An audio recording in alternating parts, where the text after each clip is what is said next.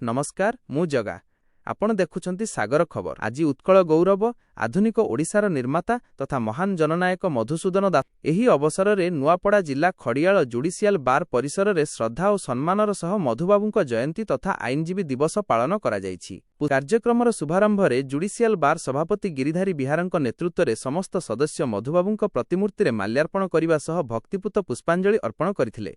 सभापति श्री बिहार तांको अभिभाषण रे कहिथिले जे मधुबाबू केवल जणे ब्यारिस्टर नथिले, से थिले ओडिया जातिर जाग्रत प्रहरी। तांकर दूरदृष्टि जोगु आज आमे एक स्वतंत्र ओडिशा प्रदेश पाई पारिछु। एही स्मृति चारण सभारे उपस्थित वरिष्ठ आईनजीवी माने मधुसूदन दासंक संघर्षमय जीवन और तांकर अवदान उपरे आलोकपात करथिले।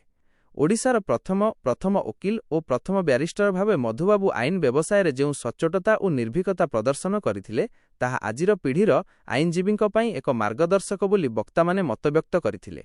न्याय प्रदान और गरीबंक सेवारे तांकर निस्वार्थपर उद्यम को सभारे स्मरण करा जायथिला।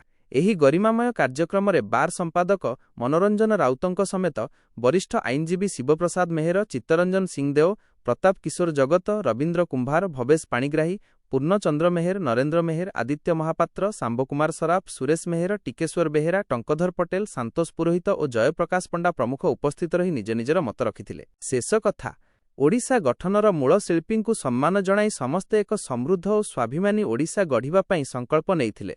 परिशेष रे संपादक मनोरंजन राउत समस्तंकु धन्यवाद अर्पण करिथिले।